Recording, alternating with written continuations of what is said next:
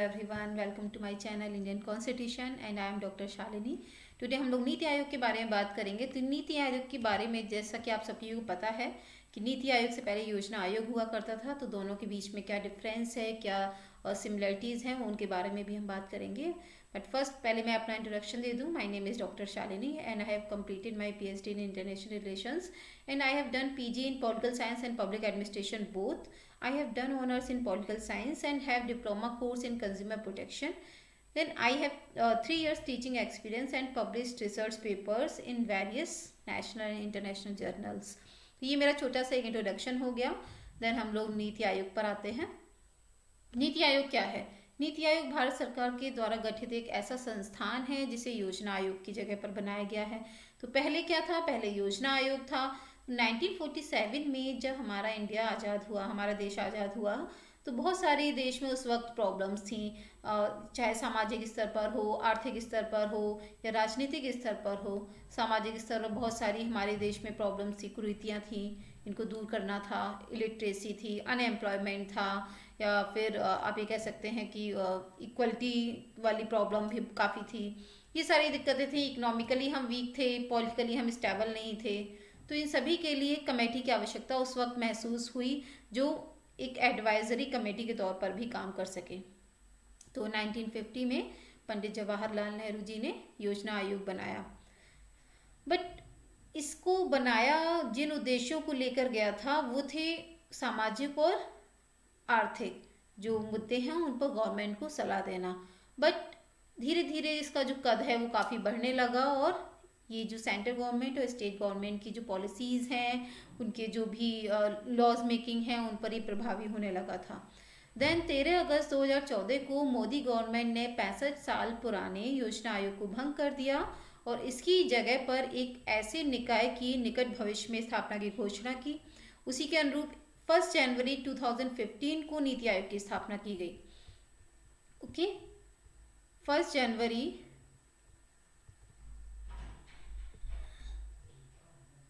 2015 को नीति आयोग की स्थापना की गई। देन नीति आयोग एक गैर संवैधानिक अथवा संवैधानेतर निकाय है। तो बहुत सारे क्वेश्चन एग्जाम्स में क्वेश्चंस पूछे जाते हैं कि ये जो कमेटी है या कमीशन है या आयोग है, ये संवैधानिक है या गैर संवैधानिक है। तो नीति आयोग योजना आयोग की तरह गैर संवैधानिक निकाय है। यानी गैर संवैधानिक का मतलब ये है कि इसको संविधान के द्वारा नहीं बनाया गया है। देन इसकी संरचना की बात करते हैं। तो इसका जो संरचना है वो किस तरह से होगी? सबसे पहले तो इसमें प्रधानमंत्री जो हमारे देश के हैं वो इसके अध्यक्ष होंगे। देन गवर्निंग काउंसिल होगी जिसमें सभी राज्यों के मुख्यमंत्री प्लस जितने भी यूटी हैं उनके चीफ मिनिस्टर्स, जैसे दिल्ली, पौंडीचेरी, और जो अदर यूटी हैं उनके यानी उपराज्यपाल या प्रशासक जो भी हैं वो शामिल होंगे। फिर क्षेत्रीय परिषदें भी शामिल होंगी। क्षेत्रीय परिषदें जो होती हैं एक पर्टिकुलर टाइम पीरियड के लिए बनाई जाती हैं और भारत के जो प्रधानमंत्री हैं उनके निर्देश पर इनकी जो मीटिंग्स हैं वो कंडक्ट कराई जाती हैं। देन इसमें जो हमारे देश जो राज्य हैं उनके चीफ मिनिस्टर शामिल होते हैं और जो यूटी हैं तो यूटी के उपराज्यपाल या प्रशासक जो भी हैं वो शामिल होते हैं और इनकी जो अध्यक्षता है वो नीति आयोग के उपाध्यक्ष करते हैं जिनको कि प्राइम मिनिस्टर अपॉइंट करते हैं। विशिष्ट आमंत्रित सदस्य ये कौन होंगे? जो संबंधित कार्य क्षेत्रीय जानकारी रखने वाले विशेषज्ञ होंगे और कार्यरत कुछ लोग होंगे जो इससे संबंधित होंगे, इनको इनवाइट किया जाएगा। देन संगठनात्मक ढांचा, इसका ऑर्गेनाइजेशनल स्ट्रक्चर क्या होगा? तो आई टोल्ड यू कि प्रधानमंत्री अध्यक्ष के रूप में होंगे, उपाध्यक्ष होंगे जिनको कि प्रधानमंत्री ही अपॉइंट करेंगे, कुछ सदस्य होंगे जो पूर्णकालिक होंगे और कुछ सदस्य एडहॉक बेसिस पर होंगे। तो एडहॉक बेसिस पर जो सदस्य होंगे तो ये कितने होंगे? एडहॉक बेसिस पर मैक्सिमम 2 पदेन सदस्य होंगे जो कि यूनिवर्सिटीज से या फिर जो भी रिसर्च इंस्टीट्यूट या अदर रिलेटेड इंस्टीट्यूट्स हैं वहाँ से उनको लिया जाएगा। देन पदेन सदस्य होंगे। तो पदेन सदस्य हैं वो हमारी जो कैबिनेट होगी, केंद्रीय मंत्रिपरिषद होगी, वहाँ से मैक्सिमम 4 मेंबर्स लिए जाएंगे और इनको भी प्रधानमंत्री ही नॉमिनेट करेंगे।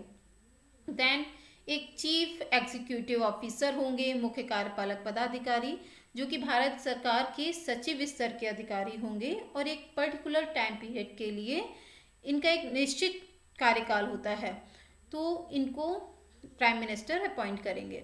देन सचिवालय सेक्रेटेरिएट होगा, तो ये आवश्यकता के अनुसार होगा। योजना आयोग में या प्लानिंग कमीशन में जो सेक्रेटेरिएट था वो काफ़ी वाइड था, बट नीति आयोग में क्या किया है कि इसको काफ़ी लिमिटेड कर दिया गया है। इसके जो मेंबर्स हैं नीति आयोग के, वो प्लानिंग कमीशन के कंपैरिजन में काफ़ी कम कर दिए गए हैं। देन इसके फंक्शंस क्या होंगे, तो functions of NITI Aayog, first तो इसमें ये होगा कि फोस्टर कोऑपरेटिव फेडरलिज्म। इंडिया में फेडरेशन है, संघात्मक शासन व्यवस्था है। ये संघात्मक शासन व्यवस्था कहाँ से ली गई है, कनाडा से ली गई है। तो इसको बरकरार रखना ये नीति आयोग का काम होता है। ये एफर्ट्स करता है कि सेंट्रल गवर्नमेंट और स्टेट गवर्नमेंट के बीच में कुछ भी कन्फ्लिक्ट्स ना हो। मॉनिटरिंग एंड एवोल्यूशन, जो भी पॉलिसीज़ आती हैं, जो भी काम किए जाते हैं सेंट्रल गवर्नमेंट के थ्रू या फिर स्टेट गवर्नमेंट के थ्रू, उनके डिपार्टमेंट्स के ऊपर मॉनिटरिंग करना, उनके कामों का एवोल्यूशन करना, ये सारे काम नीति आयोग करता है। और यही जो फंक्शंस हैं सेम ये सभी योजना आयोग भी किया करता था।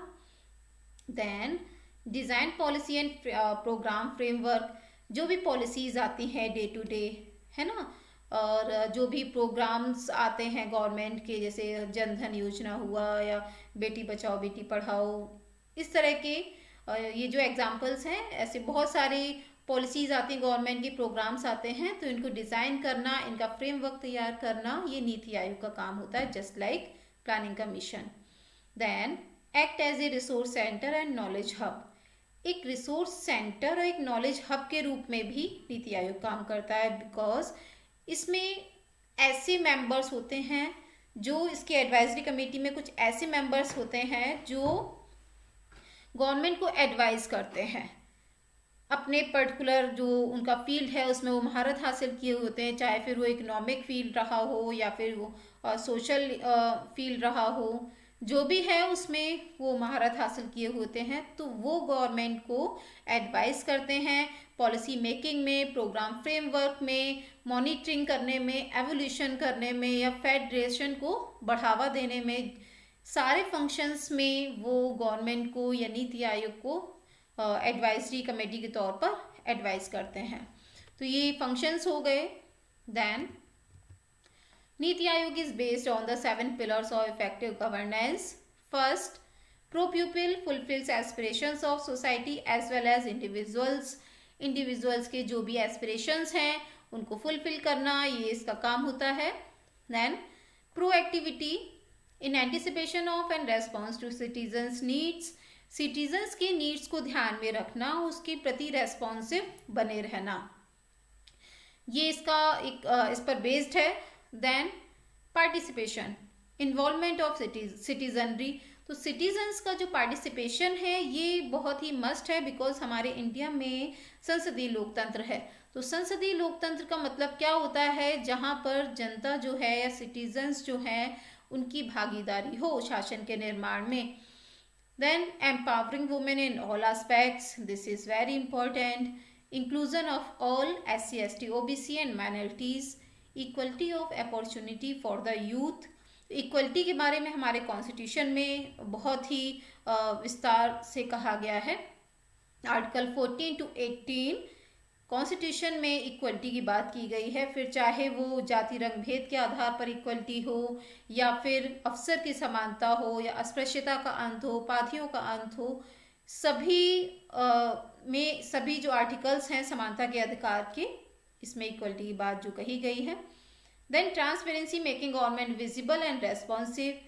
ट्रांसपेरेंसी एक गवर्नमेंट को विजिबल बनाती है और रेस्पॉन्सिव बनाती है। नाउ इट इज जितने भी डिपार्टमेंट्स हैं गवर्नमेंट के, इवन होल गवर्नमेंट, जितने जो गवर्नमेंट्स जहाँ जितना भी शासन हो रहा है ना, टिप टू टॉप, ऊपर से लेकर नीचे तक, चाहे वो सेंट्रल गवर्नमेंट में हो, चाहे वो स्टेट गवर्नमेंट में हो या फिर वो लोकल जो गवर्नमेंट है वहाँ हो, हर जगह ट्रांसपेरेंसी की बात होती है। आप देखते हैं कि जितने भी गवर्नमेंट डिपार्टमेंट्स हैं, ठीक है, उनकी वेबसाइट आप ओपन करेंगे तो वहाँ हम देखते हैं कि उनका क्या पॉलिसीज़ उनकी हैं, क्या उनके प्रोग्राम्स चल रहे हैं, क्या अपकमिंग उनकी पॉलिसीज़ आने वाली हैं, सारा उनका जो एजेंडा है वो सब कुछ आपको वेबसाइट पर मिलेगा। प्लस जो भी सिटीजन्स हैं, सिटीजन्स की क्या प्रॉब्लम्स हैं, तो उसके लिए भी वहाँ पर सॉल्यूशन रहता है, आप वहाँ पर अपनी कंप्लेंट दर्ज करा सकते हैं। तो ये ट्रांसपेरेंसी जो है ये जो भी आज की गवर्नमेंट है उसके लिए मस्ट हो गई है। देन कुछ स्पेशल फैक्ट्स हैं।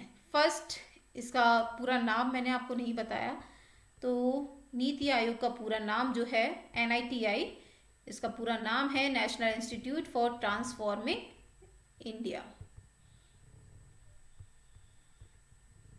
ओके, तो पंडित जवाहरलाल नेहरू जी ने जो योजना आयोग स्टार्ट किया था उसकी जगह पर नीति आयोग को प्रतिस्थापित किया गया है। नीति आयोग को एक थिंक टैंक के रूप में भी जाना जाता है।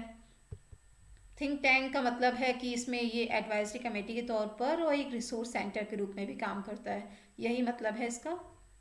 देन इसका जो प्राइमरी जो काम है वो ये है कि सोशल और इकोनॉमिक मुद्दों पर सरकार को सलाह देना। तो यही काम जो है, इसके लिए योजना आयोग का निर्माण हुआ था और यही काम जो है वो नीति आयोग भी करता है। ज़्यादा डिफरेंसेस नहीं है प्लानिंग कमीशन में और नीति आयोग में, सारे फंक्शंस वही हैं, सब कुछ वही है, बस इसको थोड़ा लिमिटेड कर दिया गया है, एक नया रूप इसको प्रदान कर दिया गया है। तो इसका जो प्राइमरी काम है वो सामाजिक आर्थिक मुद्दों पर सरकार को सलाह देना है ताकि गवर्नमेंट एक ऐसी योजना बनाए जो लोगों के हित में हो।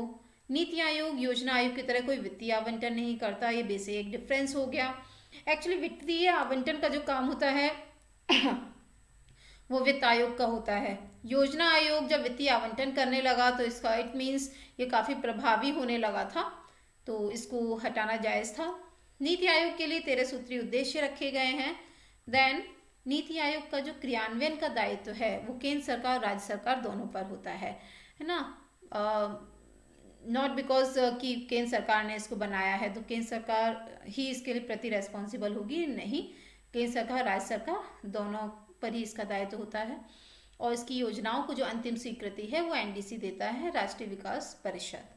तो ये योजना आयोग के बारे में और नीति आयोग के बारे में कुछ बातें रही। योजना आयोग जब ज़्यादा प्रभावी होने लगा तो इसकी कुछ आलोचनाएं भी की जाने लगी थी। कुछ लोगों ने इसे इस तरह से क्रिटिसाइज किया कि एक पैरेलल कैबिनेट की तरह काम कर रहा है, छाया मंत्रिमंडल की तरह काम कर रहा है, या फिर 5th पिलर कहा जाने लगा गवर्नमेंट का इसको। एक्चुअली हमारे इंडिया में 3 तरह के जो पिलर्स हैं वो माने जाते हैं, एक तो लेजिस्लेटिव है, एग्जीक्यूटिव है एंड जुडिशरी है। देन 4th पिलर जो है वो मीडिया को कहा जाने लगा और जो 5th पिलर है वो योजना आयोग को कहा जाने लगा। तो आप समझ सकते हैं कितना ज़्यादा इफेक्टिव होने लगा था। इसकी जो रिकमेंडेशंस हैं प्लानिंग कमीशन की वो सेंट्रल गवर्नमेंट और स्टेट गवर्नमेंट दोनों पर ही हावी होने लगी थी। तो इस तरह से इसका जो रूप था वो काफ़ी बड़ा होने लगा था और इसे फाइनली 1 जनवरी 2015 को प्रतिस्थापित कर दिया गया नीति आयोग के साथ। तो आज का ये सेशन नीति आयोग के बारे में था।